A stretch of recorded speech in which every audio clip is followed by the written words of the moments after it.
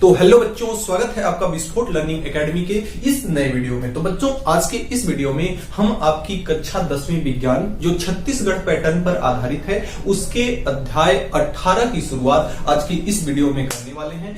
जो आपका अध्याय 18 है आपके कक्षा 10वीं विज्ञान का लास्ट पार्ट है। तो आज के इस वीडियो में एकदम सहज सरल और आसान भाषा में विथ कंसेप्ट विथ लॉजिक हम सारे टॉपिक्स को समझेंगे। तो आइए बिना देर के वीडियो को शुरू करते हैं।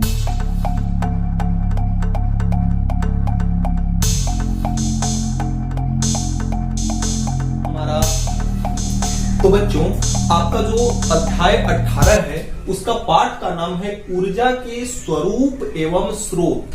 कहने का मतलब यह है ऊर्जा का स्वरूप यानी कि उसका रूप, रंग, आकार, यानी कि कुल मिलाकर के ऊर्जा क्या होती है, कैसी होती है, ये हम पढ़ेंगे। और ऊर्जा कहां कहां से प्राप्त होती है, इसके स्रोत क्या हैं, इस चीज को पढ़ेंगे। यानी कि कंप्लीटली हम इस पाठ के अंतर्गत ऊर्जा के बारे में थोड़ा बहुत सीखेंगे। बच्चों, ये चैप्टर मैं इसलिए आप लोगों को दिल से पढ़ाऊंगा क्योंकि ये पूरा जो ब्रह्मांड है ना, मात्र दो चीजों से मिलकर के बना है, जिसमें से एक चीज जो ये पूरा ब्रह्मांड है, पूरा संसार है, मात्र दो चीज, इसमें जितनी भी चीजें दिखाई देती हैं केवल दो चीजों से ही मिलकर के बनी है, जिसमें से एक चीज आपकी क्या है, ऊर्जा है। अब समझ लीजिए कि ऊर्जा का क्षेत्र कितना विस्तार है। तो एकदम मैं इस टॉपिक को, इस चैप्टर को एकदम दिल से पढ़ाऊंगा, आप लोगों को एकदम भली भांति समझ में आएगा। तो आइए देखते हैं। सबसे पहले हमने क्या बताया कि जो आपका पूरा संसार है, क्या है, पूरा जो आपका संसार है मात्र दो चीजों से मिलकर के बना है। अब आप कहेंगे कि कौन कौन सी वे दो चीजें हैं, तो वे दो चीजें जिससे पूरा संसार मिलकर के बना है वह एक तो है आपका द्रव्य, जिसे हम पदार्थ भी कहते हैं। जिसे क्या कहते हैं, पदार्थ भी कहते हैं। जो पदार्थ 3 अवस्थाओं में पाया जाता है, ठोस, द्रव, गैस। तो पहला नंबर पे द्रव और दूसरा नंबर आपका है ऊर्जा। द्रव्य और ऊर्जा यानी कि पदार्थ और ऊर्जा, इन दो चीजों से ही मिलकर के संसार का निर्माण हुआ। यानी प्रत्येक चीज जो भी आपके आंखों के सामने इस पृथ्वी पर दिखाई देती है वो दो चीजों से ही मिलकर के बनी है, या तो पदार्थ है या तो ऊर्जा। जैसे अगर सपोज दैट लोहा मान लीजिए, तो लोहा क्या है, एक प्रकार का तत्व है, एक प्रकार का पदार्थ है, तो पदार्थ है। ऊर्जा जैसे आपका सूर्य की किरणें हैं, प्रकाश है, ये सब क्या है, ऊर्जा है। तो यानी कि जितनी भी चीजें हैं मात्र इन्हीं दो चीजों पर डिपेंड करती हैं। अब देखिए, जो द्रव्य या पदार्थ है ये आगे चलकर के दो भागों में बढ़ जाता है। एक तो आपका हो जाता है सजीव पदार्थ और दूसरा आपका हो जाता है निर्जीव पदार्थ। दूसरा क्या हो जाता है, निर्जीव पदार्थ। तो सजीव पदार्थ और निर्जीव पदार्थ, तो पदार्थ दो चीजों में बढ़ जाता है। अब देखिए, जो सजीव पदार्थ होते हैं, जो सजीव पदार्थ होते हैं वही आगे चल करके हिंदू, मुस्लिम, सिख, ईसाई इत्यादि बन जाते हैं। अर्थात कहने का मतलब कि हम सजीव पदार्थों का जिस विज्ञान की शाखा के अंतर्गत करते हैं उसे हम कहते हैं बायो, यानी कि जीव विज्ञान। उसे हम क्या कहते हैं, जीव विज्ञान। और जो निर्जीव चीजें हैं, जो क्या है, निर्जीव चीजें हैं, निर्जीव वस्तुओं का जिस विज्ञान के अंतर्गत अध्ययन करते हैं उसे हम क्या कहते हैं, उसे हम कहते हैं रसायन विज्ञान। जिन पदार्थों के अंतर्गत, जिस विज्ञान की शाखा के अंतर्गत हम निर्जीव पदार्थों के मध्य होने वाली क्रियाओं का अध्ययन करते हैं वह क्या कहलाता है, केमिस्ट्री कहलाता है, रसायन विज्ञान कहलाता है। अब देखिए, अब आपका आता है कौन, भौतिक विज्ञान। भौतिक विज्ञान, तो भौतिक विज्ञान क्या है, जीवों का जो अध्ययन कराए, जीव विज्ञान। निर्जीव पदार्थों के बीच होने वाली अन्योन्य क्रियाओं का जो अध्ययन कराए क्या कहलाता है, रसायन विज्ञान। और भौतिक विज्ञान क्या है, संसार में मात्र दो चीजें हैं, पदार्थ और ऊर्जा। और ये पदार्थ और ऊर्जा के मध्य होने वाली, पदार्थ और ऊर्जा के मध्य होने वाली जो भी क्रियाएं हैं उनके बारे में जो हम भी अध्ययन करते हैं वही विज्ञान, उसी विज्ञान की शाखा को हम क्या कहते हैं, फिजिक्स कहते हैं। तो अगर आपसे कोई पूछे कि फिजिक्स की परिभाषा बताओ, तो आप बताएंगे कि द्रव्य और ऊर्जा के मध्य होने वाली अन्योन्य क्रियाओं का अध्ययन जिस विज्ञान की शाखा के अंतर्गत करते हैं वही क्या है, आपका भौतिक विज्ञान। तो अब हमें इस पाठ के अंतर्गत, ये तो मैंने थोड़ा सा इसका इंट्रोडक्शन कराया आपसे संसार के बारे में। अब इसमें देखिए, इस पाठ के अंतर्गत हम मुख्यतः समझेंगे किसको, ऊर्जा को। तो सबसे पहला जो हमारा टॉपिक होगा, सबसे पहला प्रश्न जो आपके मन में बनना चाहिए वह क्या है, ऊर्जा क्या है। तो ऊर्जा को समझने से पहले हम सबसे पहले समझते हैं किसको? कार्य को। किसको समझते हैं? कार्य को, जिसकी परिभाषा आपने पिछले कक्षा में पढ़ा होगा कार्य के बारे में। इसका आप स्क्रीनशॉट लेना चाहें तो स्क्रीनशॉट ले सकते हैं। अब देखिए जो कार्य है, आइए कार्य को समझाते हैं। जैसे देखिए ये क्या है? डस्टर। इसको हम एक वस्तु मान सकते हैं, बिल्कुल मान सकते हैं। अब यह डस्टर अगर यहां पे रखा हुआ है, यानी कि अभी इस डस्टर की स्थिति इस बोर्ड पर यहां पर है। कहां पे है? यहां पे है, मेरे हाथ के पास। अगर इस डस्टर को हम ढकेल करके यहां पहुंचा दें तो इसकी स्थिति, इस डस्टर की स्थिति यहां से यहां हो जाती है। क्या करने पे? ढकेलने पर। या मान लीजिए कि हमारा डस्टर यहां रखा हुआ है और इस डस्टर को अगर हम खींचकर यहां से अगर हम खींचकर यहां पहुंचा दें तो इस डस्टर की स्थिति पहले यहां थी और अब यहां आ गई है। तो इसकी स्थिति बदली कब? हमने खींचा तब, या हमने इसको ढकेला तब। यानी कि इसको खींचकर या इसको ढकेलकर इसके स्थिति में हम क्या कर दे रहे हैं? परिवर्तन कर दे रहे हैं। यही तो हमारा कार्य है। किसी वस्तु को खींचकर या ढकेलकर उसकी स्थिति में किया गया परिवर्तन क्या कहलाता है? कार्य कहलाता है। तो कार्य की परिभाषा आप कभी नहीं बोलेंगे कि किसी वस्तु को खींचकर या ढकेलकर उसकी स्थिति में होने वाला परिवर्तन क्या कहलाता है? कार्य कहलाता है। अगली बात समझ में। अब देखिए कार्य का ऊर्जा से क्या संबंध है, आइए हम समझाते हैं आपको।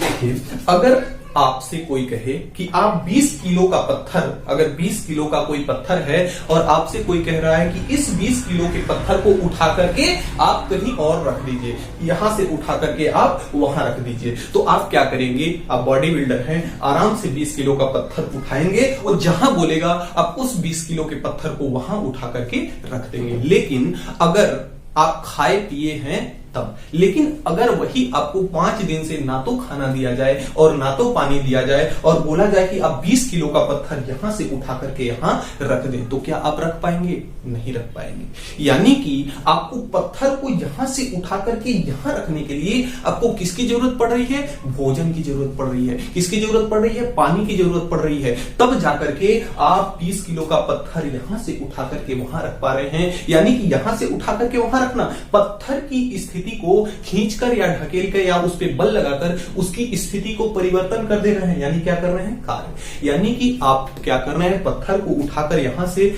यहां रख रहे हैं, तो आप एक कार्य कर रहे हैं। और उस कार्य को करने के लिए हमें किसकी आवश्यकता है? भोजन की। कार्य को करने के लिए हमें किसकी आवश्यकता है? भोजन की। अगर हमें भोजन या जल अगर नहीं मिलेगा तो हम किसी भी कार्य को नहीं कर सकते हैं। यानी भोजन और जल हमें क्या कर रहा है? कार्य करने की क्षमता प्रदान कर रहा है। या क्या दे रहा है?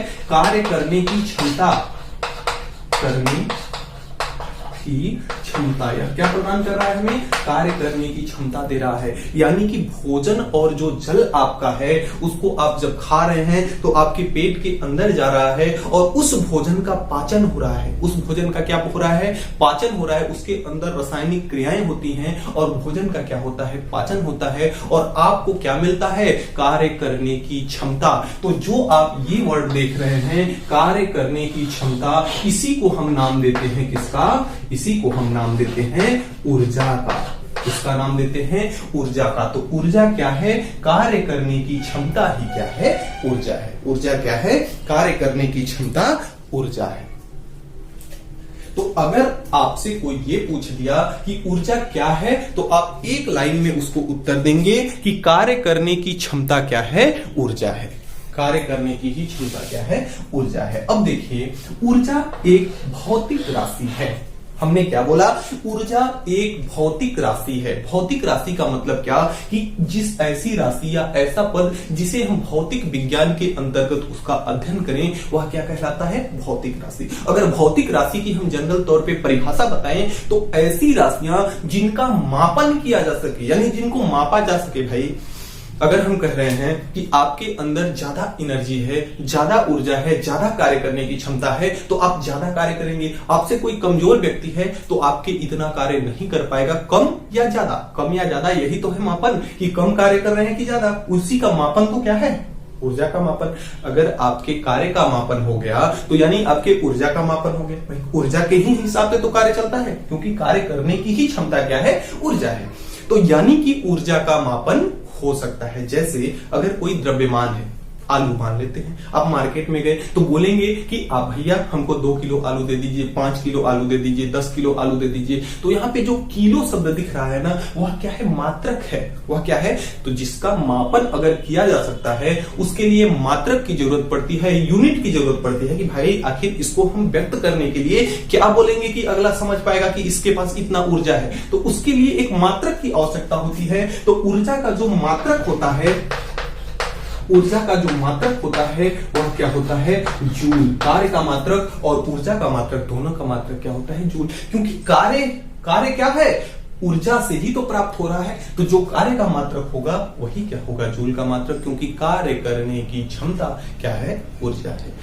इतनी बातें आपको आ गई समझ में। अब जूल, इसको हम कभी कभी किलो वोल्ट या इलेक्ट्रॉन वोल्ट भी इसका मात्रक होता है, कहीं कहीं इसका उपयोग करते हैं। आने वाले सवाल में जब भी इसका उपयोग आएगा मैं आपको तो बच्चों देखिए, आपसे कोई अगर ये पूछेगा या आप बकायदे जब नोट्स बनाएंगे तो उसमें लिखेंगे ऊर्जा की परिभाषा, ऊर्जा क्या है, उत्तर में लिखेंगे कि कार्य करने की क्षमता ही क्या है, ऊर्जा है। कार्य करने की क्षमता ही क्या है, ऊर्जा है। दूसरे नंबर में कि ऊर्जा एक भौतिक राशि है जिसका मात्रक, ऊर्जा का मात्रक क्या होता है, जूल होता है।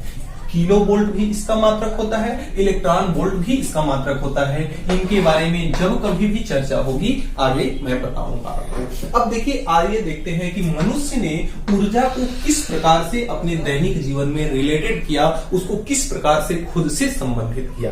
तो देखिए, पहले के लोग यानी जिनको आदि मानव कहा जाता था और जो गुफाओं में रहते थे, तो पहले वह क्या करता था, कोई कार्य करता था तो उसको ऊर्जा की आवश्यकता होती थी। भाई कार्य करना क्या हुआ कि जैसे अगर मैं यहाँ पे चल रहा हूं तो एक क्या कर रहा हूं, कार्य कर रहा हूं। आपके सामने अगर मैं बकबका रहा हूं तो यह भी क्या है, मेरा एक कार्य है। इन सबको करने के लिए हमें किसकी आवश्यकता पड़ेगी, भोजन की आवश्यकता पड़ेगी। अगर अभी मुझसे मान लीजिए 5 दिन तक हमें खाना पीना न दिया जाए और बोला जाए कि आप लोगों के सामने खड़ा होकर मैं 4 शब्द बकबकाऊं, तो क्या बकबका सकता हूं, नहीं बकबका, एनर्जी ही नहीं रहेगी। तो वही चीज है कि उस जमाने के भी लोग थे, जब आदि मानव वाला जब जमाना था, तो उस जमाने के लोग थे तो कार्य करते थे तो उनको भी भोजन की आवश्यकता पड़ती थी। जो मिलता था वही खा जाते थे, क्योंकि भाई भोजन की आवश्यकता पड़ेगी तो जो मिलेगा उसको खाना ही पड़ेगा। उस टाइम बहुत दिमाग उन लोगों का विकसित नहीं था, बहुत इतना चीजें नहीं थी, खाने पीने की व्यवस्था अलग से नहीं थी। जो ही प्रकृति से पाता था उसी को खाता था और अपना कार्य करता था। तो उसने देखा कि जो कार्य मतलब खुद से कर रहा है, कुछ कार्य ऐसे हैं जिनको जानवर भी कर सकते हैं, तो अब जानवरों को भी ऊर्जा से रिलेटेड कर लिया। दूसरा चीज कि देखा उसने कि जो आपका पानी है या बहता हुआ पानी है या रुका हुआ पानी है, उसमें नाव का भी इस्तेमाल किया जा सकता है। नौका का इस्तेमाल करके एक सामान को यहां से वहां ले जाया जा सकता है, यानी कि नाव द्वारा ही कार्य कर सकता है। नाव क्या है, नाव लकड़ी की बनी होती है, तो लकड़ी क्या है, निर्जीव है। यानी कि जानवरों से तो ऊर्जा का हम, जानवरों के द्वारा ही ऊर्जा का हम स्रोत तो देख सकते हैं, लेकिन जो निर्जीव पदार्थ है, जो नाव है, इसमें भी हमें ऊर्जा देखने को रही है। भाई क्या है, नाव एक जगह से दूसरी जगह, जल क्या है, निर्जीव है, नाव क्या है, निर्जीव है। यानी कि जल वह भी एक निर्जीव चीजें भी कार्य कर सकती हैं, यानी अगर कार्य कर सकती हैं तो उसमें ऊर्जा होगा, कार्य करने की क्षमता होगा। तो यानी कि जानवरों के अलावा निर्जीव से भी कनेक्टेड किया। अब क्या हुआ कि अपना औजार वगैरह बना रहा होगा, पत्थर से घिस करके, पत्थर के औजार बनाते ही थे पहले, उससे चिंगारी निकली और पास रखी घास फूस की जो घास फूस थी उसमें आग लग गई। अब जंगल में जब आग लग गई तो बहुत सारा चीज का आविष्कार हुआ। भाई आग देखा उसने पहली बार तो देखा कि इससे तो प्रकाश उत्पन्न हो रहा है। प्रकाश भी क्या है, एक प्रकार की ऊर्जा है, तो वह भी निर्जीव से प्रकाश उत्पन्न हो रही है। भोजन देख कुछ पक गया तो भोजन भी खाने में स्वादिष्ट लगा, तो भोजन के बारे में भी जान गया, यानी कि और उसको अच्छी से अच्छी एनर्जी, अच्छी से अच्छी ऊर्जा मिलने लगी खुद को। और दूसरे तरफ देखें तो वो जो आग लग गई, आग से प्रकाश ऊर्जा उत्पन्न हुई। अब प्रकाश ऊर्जा यानी आग से क्या किया जा सकता है, पानी को गर्म किया जा सकता है, और जब पानी को गर्म किया जाता है तो उससे क्या निकलता है, भाप निकलता है, और उस भाप से भाप इंजन का आविष्कार कर लिया। यानी वह इंजन जिसको उसको खुद को एक जगह से दूसरी जगह ले उठा करके ले जाया करता था, या उसके कार्यों को किया करता था। पहले क्या था, पैदल जाते थे, अब पैदल जाने के बजाय जब उसने भाप इंजन का आविष्कार कर लिया तो अब उसके कार्यों में आसानी हो गई। यानी उस ऊर्जा का इस्तेमाल करके इंजन में प्रयोग कर लिया। अब वह इंजन एक गति प्रदान कर दिया उसको, तो गति ऊर्जा की मतलब व्याख्या हुई। इसी प्रकार से आगे चल करके अब जब वह इंजन हो गया, भाप हो गया, अब भाप से क्या हुआ, विद्युत भी बनने लगा, चुंबक मिला, चुंबक से भी विद्युत की उत्पत्ति हुई। तो इस प्रकार से करके मनुष्य ने ऊर्जा को क्या किया, संबंधित किया, और धीरे धीरे ऊर्जा का ज्ञान होता गया। अब देखिए ऊर्जा शब्द जो है ना, ऊर्जा शब्द आज के 200 साल पहले, 200 ईसा पूर्व, आज के 200 ईसा पूर्व ऊर्जा का आविष्कार किसने, ऊर्जा का नाम किसने दिया, या ऊर्जा के बारे में कौन देखा, तो एक वैज्ञानिक थे थॉमस यंग ने 200 ईसा पूर्व ऊर्जा का नामोच्चारण किया। तो ये एक नंबर का प्रश्न है, हालांकि ये आएगा नहीं, लेकिन जानकारी के लिए मैं बता दे रहा हूं। तो इस प्रकार से मनुष्य ने ऊर्जा को क्या किया, संबंधित किया। अब आइए देखते हैं कि ऊर्जा का प्रकार, ऊर्जा कितने प्रकार का टॉपिक जो आपका है, ऊर्जा के प्रकार, यानी ऊर्जा कितने प्रकार की होती है, ऊर्जा को कितने भागों में बांटा गया है। तो ऊर्जा देखिए मुख्यतः 2 प्रकार की होती है। आप अपने नोट्स में लिखेंगे कि ऊर्जा के प्रकार में, कि ऊर्जा मुख्यतः 2 प्रकार की होती है। नंबर वन कौन सी है, गतिज ऊर्जा। नंबर 1 कौन सी है, गतिज ऊर्जा। और नंबर 2 कौन सा है, नंबर 2 आपका है स्थितिज ऊर्जा। नंबर 2 क्या है, स्थितिज ऊर्जा। गतिज ऊर्जा और स्थितिज ऊर्जा। ऊर्जा को 2 भागों में बांटा गया, नंबर 1 गतिज ऊर्जा, नंबर 2 स्थितिज ऊर्जा। आइए बारी बारी से समझते हैं। सबसे पहले गतिज ऊर्जा की परिभाषा देखते हैं। तो गतिज ऊर्जा क्या है, ऊर्जा का मतलब हमने बताया कार्य करने की क्षमता। ऊर्जा का मतलब क्या है, कार्य करने की क्षमता। इसके पहले जुड़ा हुआ है आपका क्या, गतिज। गतिज का मतलब गति से है। गतिज का अर्थ होता है गति के कारण। तो गति के कारण ऊर्जा का मतलब कार्य करने की क्षमता। तो गति के कारण जो कार्य करने की क्षमता है वह क्या कहलाएगी, गतिज ऊर्जा कहलाएगी। गतिज का मतलब गति के कारण, ऊर्जा का मतलब कार्य करने की क्षमता। तो किसी वस्तु के गति के कारण, यानी उसके स्पीड के कारण जो हमें कार्य देखने को मिल रहा है, कार्य करने की क्षमता देखने को मिल रही है, उसे हम कहते हैं गतिज ऊर्जा।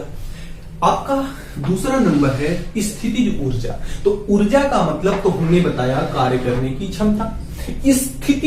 स्थितिज का मतलब हुआ स्थिति के कारण। क्या हुआ, स्थिति के कारण। तो स्थिति के कारण क्या, कार्य करने की क्षमता। जो किसी वस्तु के स्थिति के कारण जो कार्य करने की क्षमता आएगी उसे हम क्या कहेंगे, स्थितिज ऊर्जा कहेंगे। अब ये तो इसकी परिभाषाएं हुई। अब इसको आइए लॉजिकली हम समझते हैं, गतिज ऊर्जा क्या है। जैसे जो निर्जीव पदार्थ हैं, निर्जीव पदार्थ में क्या, जैसे कि आपका जल हो गया, वायु हो गया, पत्थर हो गया, ये सब क्या है, निर्जीव पदार्थ है। तो जैसे कि आपका कोई निर्जीव पदार्थ हुआ, निर्जीव पदार्थ क्या, जैसे कि जल हो गया, वायु हो गया, पत्थर हो गया, ये सब क्या है, निर्जीव पदार्थ है। आप एक चीज इमेजिन कीजिए कि अगर जल, वायु या पत्थर ये तीनों क्या रुके हुए हैं या स्थिर हैं, तो क्या कोई कार्य कर सकते हैं, कार्य करने की क्षमता है, नहीं है।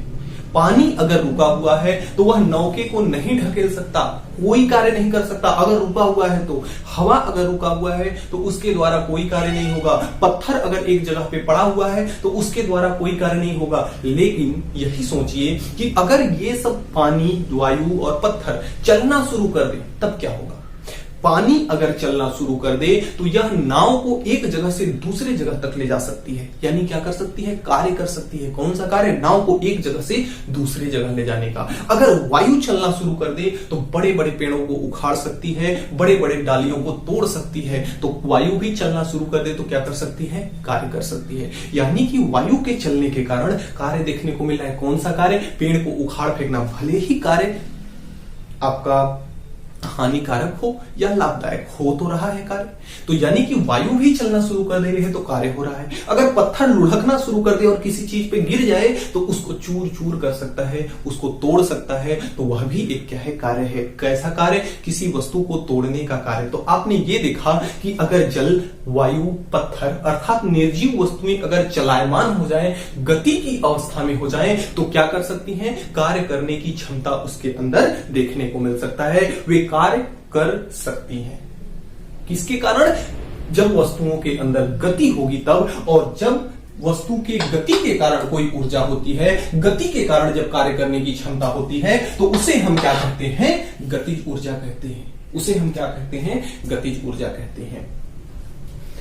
अब देखिए स्थितिज ऊर्जा को देखते हैं। स्थितिज ऊर्जा क्या है? अगर कोई भी चीज, मान लेते हैं कि 5 किलो का पत्थर है, पृथ्वी पर पड़ा हुआ है, कोई कार्य करने की क्षमता नहीं है, लेकिन उसी 5 किलो के पत्थर को हमारे सर के अगर इतना ऊपर रख दिया जाए, हमारे सर को इतना ऊपर रख दिया जाए, तो वह कार्य कर सकता है। क्या कार्य कर सकता है? जब यहां से ये छूटेगा तो हमारे सर को फोड़ सकता है। क्या कार्य कर सकता है? जब यहां से ये छूटेगा तो हमारे सर को फोड़ सकता है। यानी कि इसमें क्या कर सकता है? कार्य करने की क्षमता आ सकती है। किसके कारण? वस्तु की स्थिति के कारण। इसकी स्थिति कैसी है? पृथ्वी तल से ऊपर है। यानी कि यह स्थिति ऊर्जा हमेशा किसके कारण देखने को मिलती है? ऊंचाई के कारण और खिंचाव के कारण। ऊंचाई के कारण और खिंचाव के कारण ये स्थिति ऊर्जा देखने को मिलती है। अगर कोई वस्तु पृथ्वी तल से ऊपर है तो उसके अंदर क्या होगी? स्थितिज ऊर्जा होगी। तो अगर कहीं पे आपको स्थितिज ऊर्जा को देखना है या स्थितिज ऊर्जा बताना है, अगर कोई ये पूछेगा कि इसमें स्थितिज ऊर्जा है कि गतिज ऊर्जा, तो बस आपको एक चीज देखना पड़ेगा कि क्या उसकी ऊंचाई पृथ्वी तल से ऊपर है या क्या उसके अंदर खिंचाव है। जैसे अगर स्प्रिंग को अगर हम खींच दें तो उसकी स्थिति बदल जा रही है। उसकी स्थिति के कारण उसके अंदर एक कार्य करने की क्षमता आ रही है। क्या कार्य करने की क्षमता? कि वह स्प्रिंग पहले छोड़ने के पश्चात, उसको छोड़ने के पश्चात, खींचने के बाद, छोड़ने के पश्चात वह पुनः अपनी अवस्था में आ सकती है। यानी वह पुनः अपनी अवस्था में आने का कार्य कर रही है। तो अगर कोई वस्तु ऊंचाई पर हो या कोई वस्तु में खिंचाव हो तो उसके अंदर क्या होगी? स्थितिज ऊर्जा होगी। उसके अंदर क्या होगी? स्थितिज ऊर्जा होगी। या कोई वस्तु जब गति कर रही होगी तो उसके अंदर कैसी ऊर्जा होगी?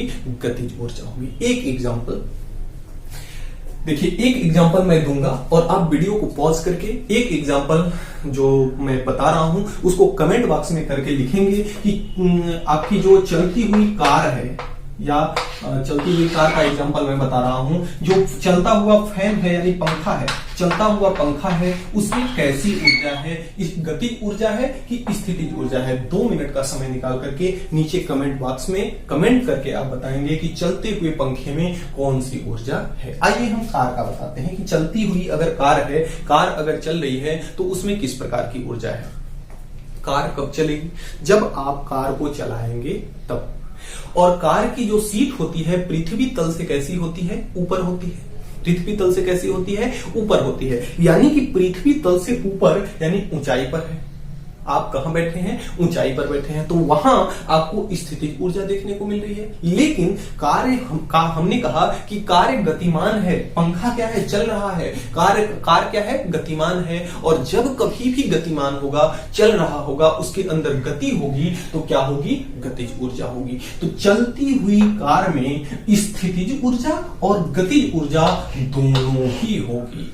क्योंकि अगर आप कार से चल रहे हैं, सीट अचानक से पृथ्वी पर गिर जाए तो आपको क्या हो सकता है? चोट लग सकती है, आपका पैर टूट सकता है। तो वह उसके द्वारा क्या कर दिया जाएगा? कार्य कर दिया जाएगा। क्या कार्य किया जाएगा? आपके पैर को तोड़ने का कार्य कर दिया जाएगा।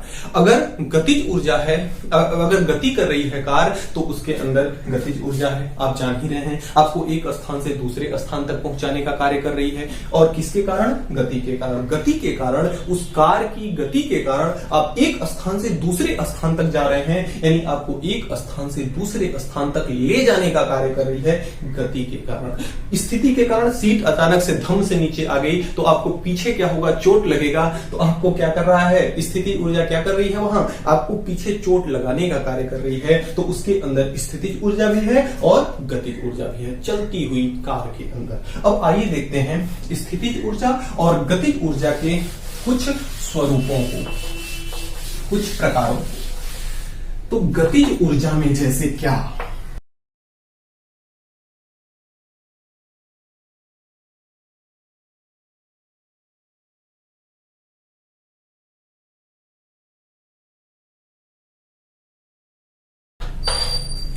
तो यहां देखिए गतिज ऊर्जा के कुछ स्वरूप दिए हुए हैं, जो कि पहला है विकिरण ऊर्जा। पहला क्या है, विकिरण ऊर्जा। अब विकिरण ऊर्जा क्या है, देखिए सूर्य का प्रकाश पृथ्वी तक कैसे आता है, चलकर आता है, खुद से चल के आता है। और जहां चल के आना हुआ उसके अंदर क्या देखने को मिल रही है, गतिज ऊर्जा मिल रही है। तो सूर्य के प्रकाश का पृथ्वी तक आना कैसी ऊर्जा है, विकिरण ऊर्जा है भाई। सूर्य की किरणें जो आती हैं, किरणों को ही हम क्या कहते हैं, विकिरण कहते हैं। इसलिए इसे हम क्या कहा करते हैं, विकिरण ऊर्जा कहते हैं। तापीय ऊर्जा, आप देखते होंगे कि आग अगर वहां जल रही है तो आपको यहां तक ताप का अनुभव होगा, गर्माहट का अनुभव होगा। क्यों, क्योंकि ताप जो है वहां से चलकर आपके पास आ रहा है। तो उसमें भी क्या देखने को मिल रही है, गतिज ऊर्जा देखने को मिल रही है। अगर कुकर में दाल रखा हुआ है तो अगर कुकर में दाल रखा हुआ है, नीचे से आपका गैस या हीटर अगर जल रहा है तो दाल कैसे पकती है,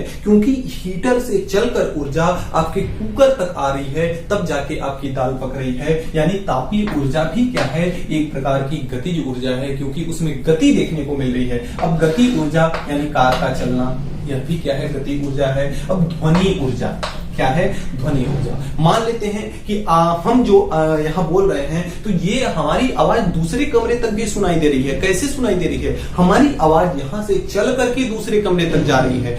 हमारी जो आवाज है आप भी सुन पा रहे हैं। कैसे सुन पा रहे हैं, यहां से हम जो माइक के सहारे बोल रहे हैं हमारे फोन में जा रहा है और हमारा फोन आपके नेटवर्क को कांटेक्ट कर रहा है। वहां से हमारी आवाज यहां से आपके तक पहुंच पा रही है, यानी चल कर जा रही है। तो ध्वनि ऊर्जा भी क्या है, एक प्रकार की गतिज ऊर्जा है। विद्युत ऊर्जा बड़ा ही रोचक टॉपिक है, विद्युत ऊर्जा। विद्युत को कौन नहीं जानता। अब विद्युत को तो सब जानते हैं कि विद्युत जो दिख रहा है, जो लाइट जलती है, जो पंखा चलता है, जो हीटर चलता है, ये सब क्या है, विद्युत ऊर्जा के अंतर्गत है। लेकिन विद्युत ऊर्जा गतिज ऊर्जा कैसे है, विद्युत ऊर्जा गतिज ऊर्जा कैसे है। जब आप कक्षा 12वीं में जाएंगे तो विद्युत को भली भांति समझेंगे। वहां आप ये जानेंगे कि जो आवेश होता है, जो आवेश जिसको हम क्या कहते हैं, प्लस और माइनस, जो आवेश होता है, इसी को चलने की प्रक्रिया ही क्या कहलाती है, विद्युत। इस आवेश की गति ही क्या कहलाती है, विद्युत कहलाती है। तो यानी कि विद्युत में भी आवेश की गति देखने को मिल रही है, इसलिए विद्युत ऊर्जा भी क्या है, गतिज ऊर्जा है। अब आते हैं स्थितिज ऊर्जा, जिसका पहला टॉपिक है रासायनिक ऊर्जा। तो रासायनिक ऊर्जा हमने आपको बताया कि जब हम भोजन करते हैं तो भोजन हमारे पेट में जाता है और पेट के अंदर कुछ रासायनिक क्रियाएं होती हैं जिससे भोजन का पाचन होता है और उससे मिलने वाली ऊर्जा, चूंकि रासायनिक क्रियाओं के कारण ऊर्जा प्राप्त हो रही है, इसलिए उससे मिलने वाली ऊर्जा को हम क्या कहते हैं, रासायनिक ऊर्जा कहते हैं। आप चाहें तो मैं जो बता रहा हूं आपको एक एक परिभाषा आप इसकी लिख सकते हैं। अगला है नाभिकीय ऊर्जा। बहुत खतरनाक होती है नाभिकीय ऊर्जा। कैसे, केमिस्ट्री में पढ़े होंगे आप परमाणु नाभिक, जिसमें प्रोटॉन और न्यूट्रॉन रहते हैं और इसके चारों ओर वृत्ताकार कक्षाएं रहती हैं, जिसमें इलेक्ट्रॉन इसके चारों ओर क्या करता है, चक्कर लगाता है। तो ये परमाणु नाभिक में प्रोटॉनों के मध्य क्या होता है, प्रोटॉनों पे कैसा आवेश होता है, प्लस आवेश होता है। और ये जो प्रोटॉन बाहर जब निकलता है ना, बहुत भयंकर मात्रा में ऊर्जा निकलती है, बहुत भयंकर मात्रा में किरणें निकलती हैं, जो कि अत्यंत विनाशकारी होती हैं, जिसे हम कहते हैं एटम बम।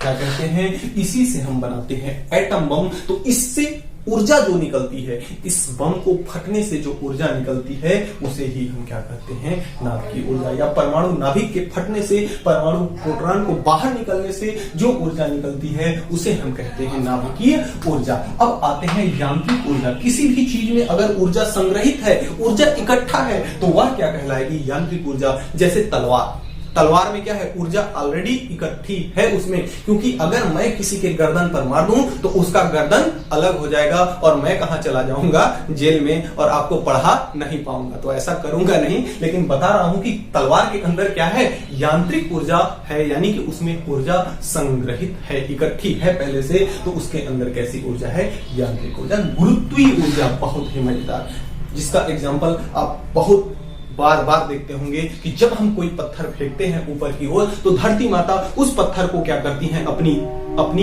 अपने पास बुला लेती हैं। क्यों? क्योंकि धरती माता को अपने प्रत्येक वस्तुओं से क्या है, प्रेम है। किसी भी वस्तु को बाहर, आपको भी कोई उठा करके अगर ऊपर फेंके तो आपको भी वो क्या करेंगी, नीचे बुला लेंगी। तो वह किसके अंतर्गत होता है, पृथ्वी के गुरुत्वीय बल के द्वारा होता है। और उस गुरुत्वीय बल से जो कार्य करने की क्षमता आती है, यानी कोई भी पदार्थ को ऊपर से नीचे खींचने का जो कार्य होता है, उसे हम क्या कहते हैं, गुरुत्वीय ऊर्जा कहते हैं।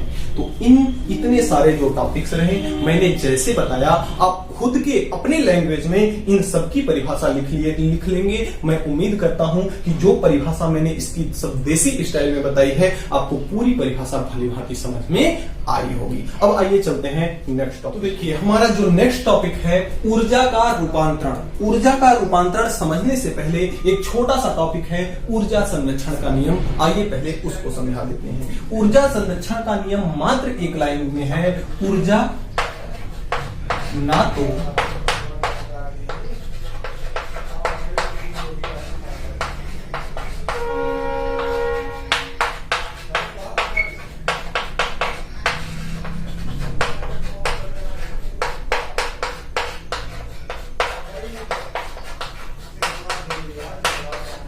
ऊर्जा को ना तो उत्पन्न किया जा सकता है और ना ही नष्ट किया जा सकता है। ऊर्जा को ना तो कहीं से हम उत्पन्न कर सकते हैं और ना ही उसका नष्ट कर सकते हैं। वह ऊर्जा का क्या होता है, एक रूप से दूसरे रूप में परिवर्तन होता है। अब इसका मतलब आइए समझाते हैं। जैसे ये आपका अगर चौक है, इस चाक को यहां अगर पड़ा हुआ है, ये चाक यहां अगर पड़ा हुआ है, इस चाक को उठा करके हम यहां कर दें, तो जब हम इस चाक को यहां उठा रहे थे तो यह चाक क्या कर रहा था, गति कर रहा था। और गति के कारण प्राप्त ऊर्जा क्या कहलाती है, गतिज ऊर्जा कहलाती है। लेकिन इस चाक को गति करा के हमने यहां पे ला दिया और यहां पे हमने फिक्स कर दिया, तो ये पृथ्वी तल से ऊपर है और रुका हुआ है, तो इसके अंदर क्या आ गई, स्थितिज ऊर्जा। स्थितिज ऊर्जा कब आई, क्यों आई, क्योंकि इसको हमने क्या किया, गति कराया। तो इसकी गतिज ऊर्जा, ये जब आके यहां रुक गया, जब चल रहा था इसके अंदर क्या थी, गतिज ऊर्जा। लेकिन यहां पे जब आके रुक गया तो इसके अंदर क्या आ गई, स्थितिज ऊर्जा। स्थितिज ऊर्जा कहां से आ गई, ये जो चल के आया, इसकी जो गतिज ऊर्जा थी वही गतिज ऊर्जा अब इसके स्थितिज ऊर्जा में परिवर्तन हो गई।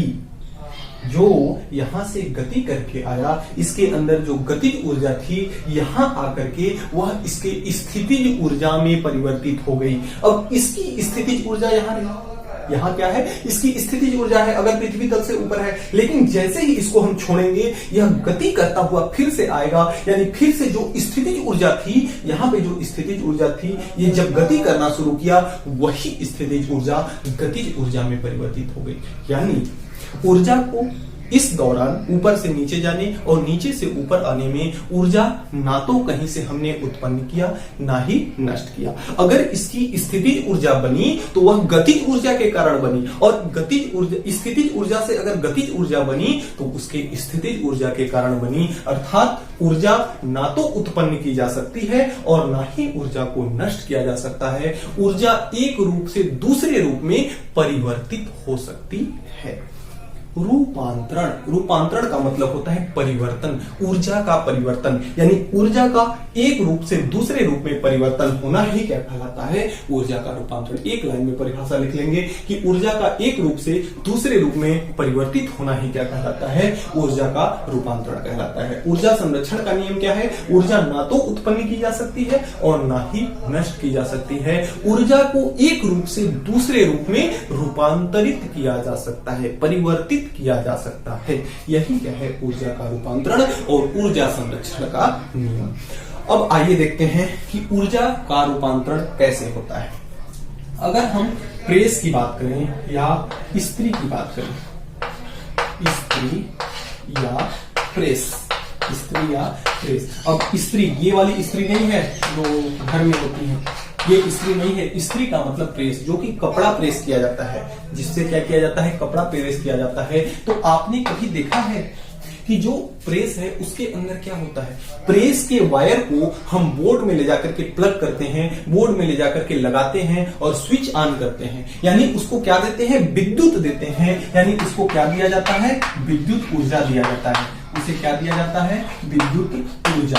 और वह विद्युत ऊर्जा किसमें परिवर्तित होती है, किसमें रूपांतरित होती है, जब प्रेस को विद्युत दिया जाता है तो प्रेस क्या होता है, गर्म होता है, उसमें उष्मा निकलती है। तो उष्मा कहां से आ रही है, जैसे इसको गति करा के हमने स्थिति में परिवर्तन कर दिया और स्थिति के बाद इसको गति में परिवर्तन कर दिया, तो गति से स्थितिज और स्थिति से गति, तो क्या हो रहा था, स्थिति से गतिज ऊर्जा में परिवर्तन हो रहा था। उसी प्रकार से यहां भी विद्युत ऊर्जा से तापीय ऊर्जा या उष्मीय ऊर्जा, तापीय ऊर्जा या उष्मीय ऊर्जा, तापीय ऊर्जा या उष्मीय ऊर्जा में बदलता है कौन, इस्त्री या प्रेस। विद्युत ऊर्जा को तापीय ऊर्जा में बदलता है। अगर हम जनरेटर की बात करें, इसकी बात करें जनरेटर की, तो जनरेटर क्या करता है, जनरेटर के अंदर ऊर्जा होती है यंत्रों के द्वारा। जनरेटर क्या है, एक यांत्रिक है, यांत्रिकी है। तो यंत्रों के द्वारा जो ऊर्जा होती है उसे हम कहते हैं यांत्रिक ऊर्जा। उसे हम क्या कहते हैं, यांत्रिक ऊर्जा कहते हैं। उसे क्या कहते हैं, यांत्रिक ऊर्जा। और जनरेटर क्या करता है, उसके अंदर जो यांत्रिक ऊर्जा है वह कल पुर्जों को चला करके क्या उत्पन्न करता है, विद्युत उत्पन्न करता है। क्या करता है, विद्युत ऊर्जा उत्पन्न करता है। तो जो जनरेटर होता है वह यांत्रिक ऊर्जा को किसमें परिवर्तित करता है, विद्युत ऊर्जा में परिवर्तित करता है। अब अगर हम देखें स्थितिज ऊर्जा को, स्थितिज